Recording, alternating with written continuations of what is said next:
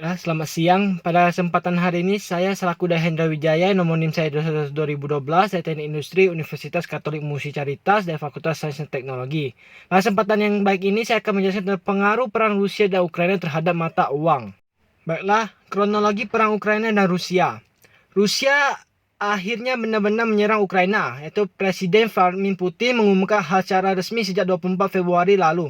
Serangan Rusia kemudian dimulai dengan ledakan sejumlah kota di Ukraina termasuk Kiev, Odessa, Kharkiv, dan Mariupol. Hingga saat ini ketegangan masih berlangsung. Hubungan Rusia dan Ukraina memanas lagi sejak 2014. Kala ini muncul revolusi menentang supremasi Rusia.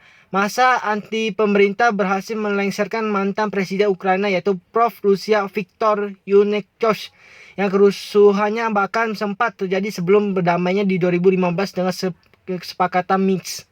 Baiklah, apa pengaruh terhadap mata uang? Apakah ada pengaruhnya? Baiklah, sini saya akan menjelaskan.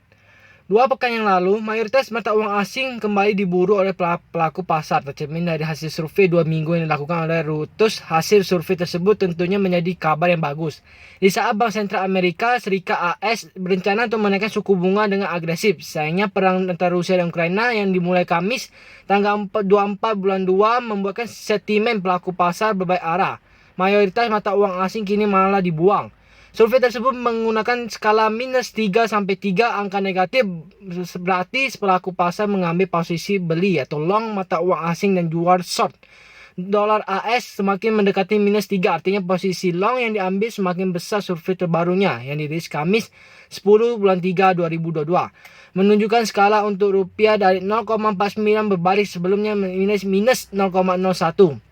Padahal 2 pekan yang lalu menjadi pertama kalinya pelaku pasar mengambil posisi long rupiah.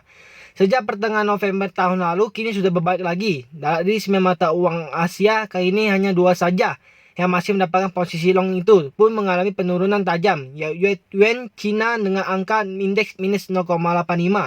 Turun dari 2 pekan lalu minus 0,99. Dan BET Thailand yang hanya tersisa minus 0,08 dari sebelumnya, yaitu minus 1,07. Lalu, apa efek perang terhadap mata uang Indonesia? Di sini nilai tukar rupiah terhadap dolar Amerika AS terinflasi atau melemah sepanjang kuartal dari sampai 2022 akibat ketidakpastian di pasar keuangan global. Hal ini juga turut mendorong aliran modal asing keluar atau net outflow dari pasar keuangan Indonesia. Menteri Keuangan Sri Mulyani Indriawati mengungkapkan depresiasi nilai tukar rupiah secara merata hingga kuartal 1 mencapai 0,3% dibandingkan posisi akhir tahun 2021. Rupiah tetap terjaga di tengah meningkatnya ketidakpastian keuangan global, kata Sri Mulyani dalam konferensi pers Komite Stabilisasi Sistem Keuangan KSSK secara virtual di Jakarta. Lalu, efek perang yang berkepanjangan.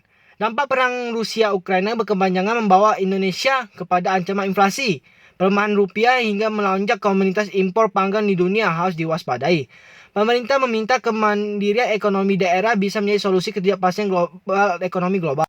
Lalu, strategi yang BI tangkal dampak buruk perang dari Rusia dan Ukraina itu: pertama, BI mengoptimalkan baruan dari 3 kebijakan, yakni kebijakan moneter yang mengedepankan stabilitas sekaligus mendukung pemulihan ekonomi. Yang kedua, kebijakan makro prudensial yang ditunjukkan untuk mendorong ekonomi hijau. Yang ketiga, kebijakan sistem pembayaran yang ditunjukkan untuk mengakselerasi pembayaran digital. Ujar Destri dalam webinar High Level Discussion atau G20 bertunjuk dengan Targeting Ekonomi Reform hingga State University. Baiklah, sekian dari hasil presentasi saya menggoreng ikan dicampur bakmi. Sekian dari hasil presentasi saya, terima kasih.